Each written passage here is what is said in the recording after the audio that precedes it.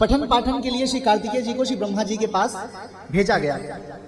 तो बालक का स्वभाव होता है कि वो 4 और 5 वर्ष की अवस्था तक बहुत प्रश्न करता है, ऐसा क्यों होता है, ये चीज ऐसी क्यों है, ऐसा क्यों नहीं होता, ये पेड़ हरे क्यों होते हैं, ये आसमान किस पर टिका है, ये चांद क्या है, ये तारे क्या हैं, ऐसे ऐसे प्रश्न पूछता है जिसका उत्तर लोगों को पता ही नहीं होता।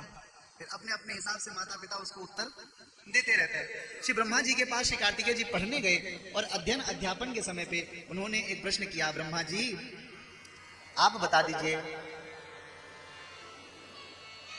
आप हमें पढ़ा रहे थे कि एक समय के बाद संपूर्ण सृष्टि नष्ट हो जाती है, इस सृष्टि में कुछ भी रहता नहीं है, तो फिर हम आप कहां जाएंगे? ब्रह्मा जी ने कहा कि इतना तो हमें पता है कि हमारा संपूर्ण अस्तित्व नष्ट हो जाता है या सृष्टि नष्ट हो जाती है, हम सब कहां जाकर के विराजमान होंगे इसके बारे में हमें पता नहीं है। तुम जाकर के अपने पिता से क्यों नहीं पूछते? भगवान शिव के पास आते हैं, छोटा सा बालक है। कार्तिकेय जी पूछते हैं कि पिताजी जब संपूर्ण सृष्टि नष्ट हो जाती है तो आपकी और हमारी गति कौन सी होती है? भगवान शंकर कहते हैं बहुत सारे स्वरूप हैं अलग अलग स्थान पर, लेकिन तुम्हें क्या लगता है जब संपूर्ण सृष्टि नष्ट हो जाती है तो फिर सबकी गति क्या होती है?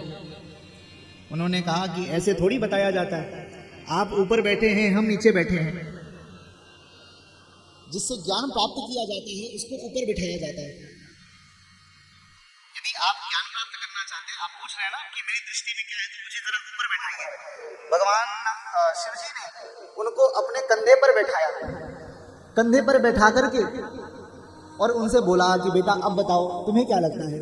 उन्होंने कहा भगवान जब संपूर्ण सृष्टि नष्ट हो जाती है तब नाद स्वरूप में सब तत्व विराजमान हो जाते हैं। वो नाद स्वरूप क्या है?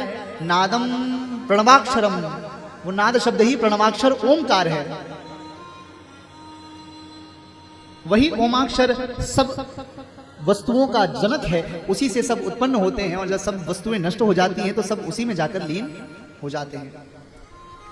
अपने स्कंद पे बैठा करके भगवान शिव को उन्होंने उपदेश किया, इसलिए भगवान कार्तिकेय जी का एक नाम स्कंद भगवान पड़ गया। बोले स्कंद भगवान की